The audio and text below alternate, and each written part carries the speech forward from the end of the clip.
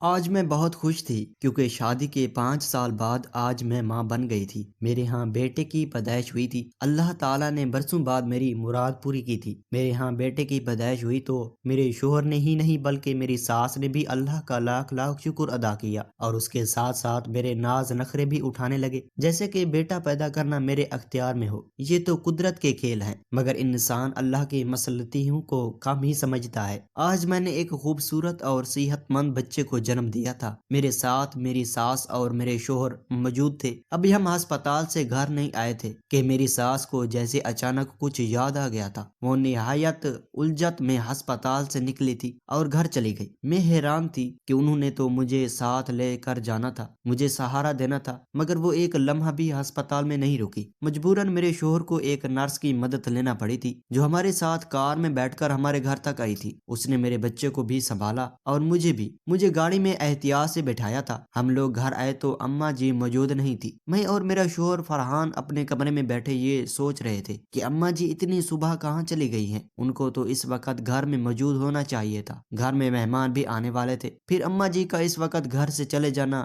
ہمارے لیے پریشانی سے کم نہیں تھا۔ میں نے فرحان سے کہا کہ شاید انہیں کوئی ضروری کام پڑ گیا ہوگا، ورنہ تو وہ بتائے بنا جاتی کہاں ہیں۔ خیر اتنے میں فرحان کے دوست اور میری ننندیں آ گئی۔ ان لوگوں نے گھر کا نظام سنبھال لیا۔ میری ننندیں ویسے بھی اچھی طبیعت کی مالک تھی، جب بھی آتی ہمارے گھر میں بوجھ بن کر بیٹھنے کی بجائے گھر کے کام نپٹانے لگتی۔ آج مجھے اچھا نہیں لگ رہا تھا کہ وہ میرے ہی گھر آ کر میری مہمان نوازی کر رہے ہیں، مگر میری طبیعت تو ٹھیک نہیں تھی۔ ان لوگوں نے میرے بیٹے کو ہاتھوں ہاتھ اٹھا لیا اور مجھے بھی گرما گرم یخنی وغیرہ بنا کر دی۔ شام کے 4 بجے میری ساس بھی واپس گھر آ گئی۔ ان کے گھر میں داخل ہوتے ہی میری نندیں ان کو مبارکباد دینے لگی۔ سبھی ان کے پوتے والے شوق سے واقف تھے۔ میری ننندیں بھی میرے بچے کے لیے ڈھیروں تحائف لائے تھی، جبکہ میں گم سم بیٹھی یہی سوچ رہی تھی ان لوگوں کا یہ رویہ اس وقت کیا ہوتا اگر میری بیٹی پیدا ہوتی۔ یقیناً یہ مجھے ایک نظر بھر کر بھی نہیں دیکھتے۔ اس قدر خیال رکھنا تو دور کی بات، بہرحال شام تک مہمان کم ہو گئے تھے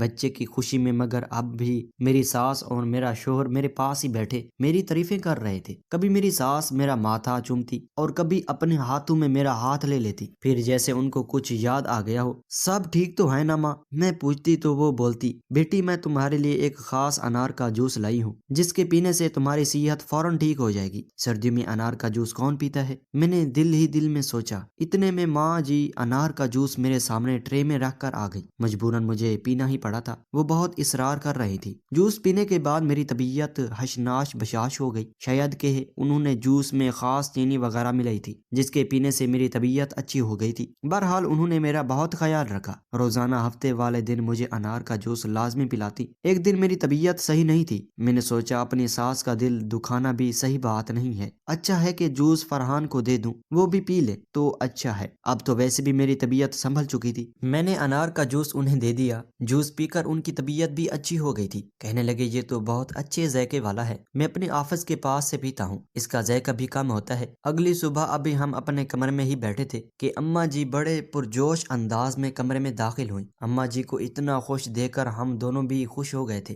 یقیناً اماں جی کے دل سے ابھی تک بیٹے کی خوشی کی گرم جوشی کام نہ ہوئی تھی۔ ہم دونوں کے سر پر پیار سے دلاسا دیا اور کہنے لگی، بیٹے میں نے ایک منت مانی تھی، تم لوگوں کو میری بات پوری کرنا ہوگی۔ اس گھر میں 5 سال سے کوئی اولاد نہیں تھی، پھر بیٹے کا تو سوچ بھی نہیں سکتے تھے۔ فرحان تمہاری 5 بہنیں ہیں، سیانے تو کہتے ہیں کہ جس مرد کی بہنیں زیادہ ہوتی ہیں اس کے ہاں بیٹے کم اور بیٹیاں زیادہ پیدا ہوتی ہیں، مگر اللہ تعالیٰ نے تمہیں بیٹے کی نعمت سے نوازا ہے، اس لیے تمہیں چاہیے کہ تم اللہ تعالیٰ کا شکر لازمی ادا کرو۔ میری ساس نے ہم دونوں کو اس طرح سے کہا کہ ہمیں وہاں نہ جانا ایک بہت بڑا گناہ لگنے لگا تھا، لیکن ایک مسئلہ تھا کہ میرے بچے کو کون سنبھالتا۔ اماں نے تو اس کا بھی بندوبست کر ڈالا تھا، پڑوس سے رضیہ خالہ کو بلا لیں، ان سے کہا کہ آپ بیٹے کو سنبھالیں، میں اپنی بہو اور بیٹے کو بزرگوں کی قبر پر لے جاؤں گی۔ رضیہ خالہ آئیں تو میں نے اپنا بچہ ان کے حوالے کیا، خود اماں جی کے ساتھ بزرگوں کی قبر پر حاضری دینے چلے گئی۔ یہ جمعرات کا دن تھا۔ ہم لوگ جب قبرستان میں پہنچے تو اور بھی لوگ موجود تھے۔ قبرستان کے باہر پہنچ کر ہم دروازے کے قریب ہی کھڑے تھے کہ اماں نے مجھے اور فرحان کو مخاطب کر کے کہا، بیٹا یہاں پر جو بھی آتا ہے نہایت ادب کے ساتھ حاضری دیتا ہے اور واپس بھی ایسے ہی جاتا ہے، تم لوگ اس میں داخل ہونے سے پہلے 1-2 باتیں لازمی جان لو۔ پہلے تو یہاں جوتے نہیں لے کر جانے، اور دوسری بات اپنی پیٹھ قبروں کی کی طرف نہیں موڑنی ورنہ قبر کی بے حرمتی ہوتی ہے۔ اماں جی کی باتوں پر ہم نے پورا عمل کیا۔ قبرستان میں داخل ہونے کے بعد ہم نے مخصوص دعائیں پڑھی اور دعا کرنے کے بعد واپس گھر آ گئے۔ قبرستان کے دروازے کے باہر ہم نے ایک بوڑھے شخص کو بیٹھے دیکھا تھا۔ بوڑھا ہم دونوں کو غور سے دیکھتا رہا۔ اماں نے جب بوڑھے کو ہماری طرف دیکھا پایا تو بولی، بیٹے اسے کچھ روپے دے دو، لگتا ہے کہ بہت ضرورت مند ہے۔ مگر میرے شوہر نے ان باتوں پر یقین نہیں رکھتے تھے۔ جانے دو اماں، یہ کس قدر ہٹا کٹا آدمی ہے، اس کو پیسے دینے کا کوئی فائدہ نہیں، اسے چاہیے کہ یہ اپنی محنت مزدوری کرے اور کھائے پیے اور لوگوں کے آگے ہاتھ پھیلانا بند کرے۔ یہ بات سننا تھی کہ بوڑھے نے غضبناک نگاہوں سے ہمیں دیکھا اور پاس پڑی مٹھی سے ایک مٹھی بھر کر اٹھا کر ہم دونوں کی طرف پھینک دی۔ اماں نے یہ دیکھا تو فقیر بابے کے پاؤں پر کھیل گئی۔ بابا جی ایسا مت کریں، ان لوگوں کو معاف کر دیں، یہ بہت نادان ہے، پہلی بار یہاں آئے ہیں، میری طرف سے آپ نذرانہ لے لیں۔ اماں جی نے 1000 روپے کا نیلا نوٹ فقیر بابا کے کشکول میں ڈالتے ہوئے کہا تھا، مگر وہ غضبناک نگاہوں سے ہمیں گھورتا رہا اور وہاں سے چلا گیا۔ میں اور فرحان کیا کہہ سکتے تھے؟ اماں جی نے آج تک فقیروں اور باباؤں کی اتنی عزت اور تکریم کی تھی کہ ان کے سامنے بات کرنا بھی گناہ لگتا تھا۔ خیر ہم لوگ گھر آ گئے تھے اور رضیہ خالہ نے بچے کو دودھ پلا کر سلا دیا تھا۔ گھر میں کھانا بھی پکا چکا تھا۔ ہم نے کھانا کھایا اور سونے کے لیے لیٹ گئے۔ شام کو میری آنکھ کھلی تو مجھے اپنے پاؤں میں درد محسوس ہوا تھا۔ میں نے اس نظر کو نظر انداز کر دیا۔ ہمیشہ کی طرح اماں نے مجھے آج بھی انار کا جوس پلا دیا تھا، مگر اگلے دن صبح اٹھنے پر میرے چہرے اور پاؤں پر کالے نشان لگے ہوئے تھے۔ میں نے آئینے میں اپنی شکل دیکھی تو میں ڈر گئی تھی، ایسے لگتا تھا کسی نے میرے چہرے پر تھپڑ مارے ہوں۔ یہ نشان کچھ ایسے ہی تھے۔ میں نے ہاتھ کھول کر دیکھا تو ہاتھوں پر بھی ویسے ہی دھبے تھے۔ یہ دیکھ کر میری تو جان ہی نکل گئی تھی، اس قدر بدنما دھبے تو کبھی مجھے دھوپ میں بھی نہیں نکلے تھے۔ اب تو فرحان اور اماں جی میرا بہت خیال رکھنے لگے تھے۔ فرحان نے میرے چہرے اور پاؤں پر یہ داغ دیکھے تو پوچھنے لگے، یہ کیا ہوا ہے تمہیں؟ چہرے پر کوئی چیز لگی ہے کیا؟ میں نے نفی میں سر ہلایا۔ اگر بات پاؤں کی ہوتی تو خیر تھی، یہ دیکھیں تو ہاتھوں پر بھی ویسے ہی نشان ہیں۔ میری بات پر فرحان نے پریشان ہو کر میرے ہاتھ پاؤں دیکھے، واقعی ہر جگہ کالے کالے نشان پڑ گئے تھے جو بہت پریشان کن لگ رہے تھے۔ اماں جی تک یہ بات پہنچی تو وہ سر پیٹ کر رہ گئی۔ دیکھ لیا بیٹا، بابا جی کی بد دعا سے کالے نشان پڑ گئے، اب انہی کی دعا سے ہی ٹھیک ہوں گے۔ ساس کی بات سن کر فرحان بھڑک اٹھے، اماں جی آپ ان باتوں کی تکریم کرنا بند کر دیں، میں اپنی بیوی کو علاج کے لیے ڈاکٹر کے پاس لے کر جاؤں گا۔ میں جانتا ہوں کہ اس کا علاج صرف میڈیکل سائنس میں ہے، مگر اس وقت اماں جی نے منع کر دیا کہ بہو کہیں نہیں جائے گی، تم ڈاکٹر کو اس کی کیفیت بتا کر دوائی لے آؤ۔ مجبوراً فرحان ڈاکٹر کو حقیقت بتا کر جسم پر لگانے والی دوائی لے آیا تھا، جسے میں نے اپنے چہرے پر ہاتھ اور پاؤں پر لگانا تھا۔ ابھی اسے ایک بار ہی لگایا تھا کہ مجھے پاؤں میں جلن ہونے لگی تھی۔ یہ دیکھ کر اماں جی نے فٹافٹ وہ دوا میرے پاؤں سے ہٹا دی اور کہنے لگی، بیٹی تم فکر نہ کرو، شام کو فرحان آئے گا تو ہم قبرستان جائیں گے اور جا کر بابا جی سے معافی مانگیں گے۔ میں جانتی ہوں کہ یہ سب انہی کی بد دعا سے ہوا ہے۔ دیکھو اللہ والے جب انسان کو کچھ کہیں دے تو وہ پورا ہو کر رہتا ہے۔ ساس اماں کی بات سن کر مجھے بڑا عجیب لگ رہا تھا، مگر میں کرتی تو کیا کرتی، ہم ان کی بات نہ مانتے تو ان کا بلڈ پریشر ہائی ہو جاتا، مجبوراً ہمیں ان کی ہر بات ماننا پڑتی۔ خیر قصہ مختصر یہ کہ میں اور فرحان اگلے ہی دن قبرستان کے لیے روانہ ہو گئے۔ قبرستان کے دروازے کے باہر پہنچے تو وہ بابا جی وہیں بیٹھے ہوئے ملے۔ آج انہوں نے اپنا سر گھٹنوں میں دے رکھا تھا اور ان کے لمبے کالے گھنے بال ان کی کمر پر پھیلے ہوئے تھے۔ فرحان ان کو دیکھ کر ہی نفرت کے اظہار کرنے لگے، جبکہ اماں جی نے ان کی بہت عزت کی، انہیں سلام کیا اور ان کے سامنے بیٹھ گئی۔ بابا جی ہمارے بچوں کو معاف کر دیں، ان سے غلطی ہو گئی ہے۔ اماں جی کی آنکھوں سے آنسو بھی بہہ رہے تھے۔ فرحان اچانک سے بولے، اماں جی آپ یہ کیا کر رہی ہیں؟ معاف صرف اللہ سے مانگنی چاہیے۔ فرحان نے انہیں ٹوکا تو وہ غصے سے پھٹ پڑی، بیٹے میں جو کر رہی ہوں وہ میں بے حد جانتی ہوں، تمہیں میرے معاملات میں بولنے کی ضرورت نہیں۔ اماں جی کی بات سن کر ہم دونوں خاموش ہو گئے تھے۔ بابا جی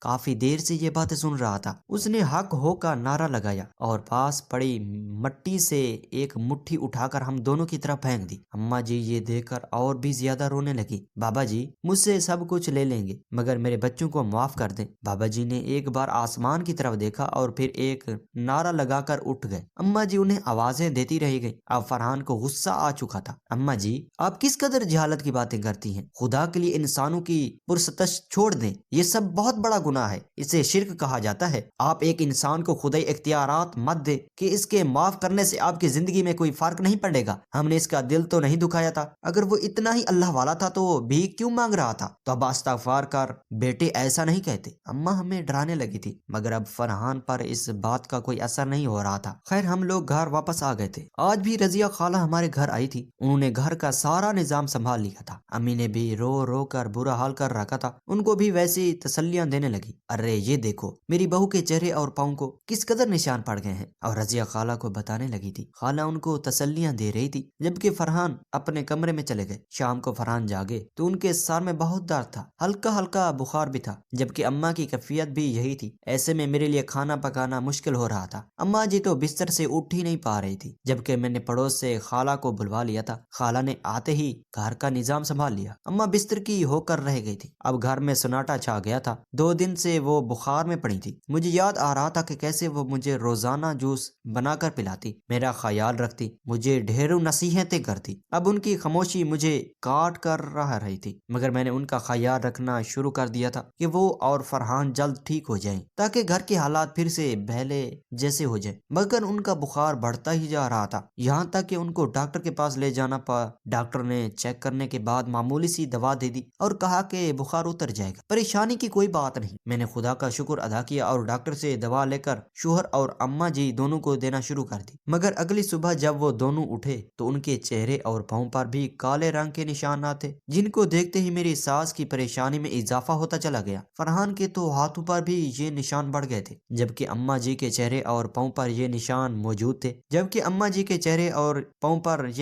موجود تھے۔ اماں جی کا رو رو کر برا حال ہو گیا تھا۔ ان کا پکا یقین تھا کہ یہ سب بابا جی کی بد دعا سے ہوا ہے۔ اب تو ہمارے لیے یہ مشکل تھی کہ اماں جی کا بلڈ پریشر بھی ہائی رہتا تھا، پھر انہوں نے یہ وہم بھی پال لیا تھا کہ یہ سب اسی بابا جی کی وجہ سے ہوا ہے۔ فرحان نے آج ڈاکٹر صاحب کو گھر پر ہی بلا لیا تھا، انہیں ساری صورت حال سے آگاہ کیا اور یہ بھی بتایا کہ میرے چہرے اور پاؤں پر بھی پیلے کالے نشان پڑے ہوئے ہیں جو ٹھیک ہونے کا نام ہی نہیں لے رہے۔ ڈاکٹر نے اپنی ٹارچر چلا کر میرے چہرے اور پاؤں پر وہ نشان دیکھے اور پھر اماں جی اور فرحان کے نشان دیکھ کر کہنے لگے کہ آپ لوگ کہیں مٹی والے جگہ پر جاتے ہیں؟ ہم تینوں نے ہاں میں سر ہلایا تھا۔ ظاہر ہے قبرستان میں مٹی ہی تو ہوتی ہے، یہ انفیکشن مٹی میں موجود ایک گندگی کی وجہ سے ہوتا ہے، آپ کو پریشان ہونے کی کوئی ضرورت نہیں، یہ سب کسی بد دعا کی وجہ سے نہیں بلکہ قبرستان کی مٹی میں پائے جانے والے اس انفیکشن کی وجہ سے ہوا ہے جس کا آپ لوگوں نے دھیان نہیں کیا ہوگا۔ یہ جراثیم عموماً مٹی میں پایا جاتا ہے، مٹی میں اگر آلودگی ہو تو اس کے پھیلنے کا خدشہ اور بھی بڑھ جاتا ہے۔ آپ لوگ جس قبرستان میں گئے ہیں وہاں پر یقیناً گندی مٹی پئی ہوگی اور اسی مٹی کی وجہ سے یہ آپ لوگوں کے پاؤں میں داخل ہو گیا ہوگا اور مٹی اڑانے سے آپ کے چہرے اور پھر آپ لوگوں کی بے احتیاطی کی وجہ سے آپ کے ہاتھوں اور پاؤں میں انفیکشن ہو گیا ہے۔ ایسے اور بھی کئی بیماریاں ہیں جو مٹی میں ننگے پاؤں سے چلنے سے واقع ہوتی ہیں۔ سو آپ لوگ جب بھی باہر جائیں اس بات کا خیال رکھیں کہ آپ ننگے پاؤں مت جائیں، پاؤں میں کوئی جوتا پہن لیں یا پھر کوئی ایسی چیز جس سے قبروں کی برہمتی بھی نہ ہو۔ ڈاکٹر صاحب کی بات سن کر ہم حیران رہ گئے تھے۔ مجھے جو اماں جی پر شک تھا اب میرا دل بالکل صاف تھا۔ اماں جی کو تو خیر اس بات پر ابھی بھی یقین نہیں تھا۔ ڈاکٹر صاحب نے ہمیں ہدایت کی تھی کہ اب آپ لوگوں نے باہر نہیں جانا جب تک آپ کے یہ نشان اور زخم ٹھیک نہ ہو جائے۔ ہاتھ پاؤں اور چہرے کی صفائی کا خاص خیال رکھنا ہے اور ننگے پاؤں چلنے سے گریز کریں، ہو سکے تو جوتے وغیرہ بھی پہن رکھیں۔ اماں جی نے یہ شرط لگا کر کہہ دیا کہ یہ کالے دھبے تب تک نہیں جائیں گے جب تک ان فقیر بابا کو ڈھونڈ کر ہم نے ان سے معافی نہیں مانگی، کیونکہ ابھی تک انہوں نے ہمیں معاف نہیں کیا ہوگا۔ میں نے بھی اماں جی سے کہا آپ 1 ہفتہ تو صبر کریں، اگر یہ نشان نہ گئے تو پھر ہم بابا جی سے معافی ضرور مانگیں گے۔ پر مجھے تو میڈیکل سائنس پر پورا یقین تھا۔ میں نے بابا جی سے معافی مانگنے کے بجائے اللہ تعالیٰ سے شفا کی دعا مانگی شروع کر دی۔ 1 ہفتہ دعا کے استعمال سے اور باقاعدہ پورے جسم پر ٹیوب لگانے سے میری ساس، میرے شوہر اور میرے چہرے اور پاؤں سے وہ کالے دھبے غائب ہو گئے تھے۔ یہ اللہ تعالیٰ کی مصلحت تھی، اگرچہ ہمیں تکلیف تو بہت اٹھانا پڑی تھی، مگر اس واقعے کے بعد سے میری ساس کا ایمان مضبوط ہو گیا تھا۔ ان کے جو باقی مسئلے تھے اس کے لیے بھی وہ ڈاکٹر کے پاس پہلے نہ جاتی تھی۔ اس واقعے کے بعد میں انہیں ہسپتال لے کر گئی، ان کے سارے ٹیسٹ کروائے اور ڈاکٹر کی لکھی ہوئی دوائی انہیں دینے لگی، جس سے ان کو اچھا خاصا فرق پڑا۔ ان کی ہڈیوں اور جوڑوں میں اکثر درد رہتا تھا جس کی وہ تیل سے مالش کرتی۔ یہ تیل وہ آس پاس کے بابو سے لے آتی اور کہتی کہ میں ٹھیک ہو جاؤں گی، مگر سال کے 12 مہینے درد سے روتی رہتی، مگر اب وہ بالکل ٹھیک ہو گئی تھی۔ اب ماشاء اللہ ان کی صحت بھی اچھی ہو گئی تھی اور گھر کا ماحول بھی خوشگوار ہو گیا تھا۔ میں اس مہربان ڈاکٹر کا شکر ادا کرتی ہوں جس نے ہمارے گھر سے یہ غلط فہمی دور کی اور میری ساس کو ایک نئی زندگی کی راہ دکھائی دی۔ اور وہ جو اماں جی ان بابے کے پاس جاتی تھی وہ بابا اصل نہیں تھے، وہ فیک بابا تھے جو بس ایسے ہی لگے رہتے تھے۔ ناظرین، یہ کہانی اگر پسند پسند ہی ہو تو ہمارے چینل کو ضرور سبسکرائب کیجیے گا. ہمارے چینل میں نئے ہیں تو ہماری ویڈیو کو لائک ضرور کر دیجیے گا. شکریہ.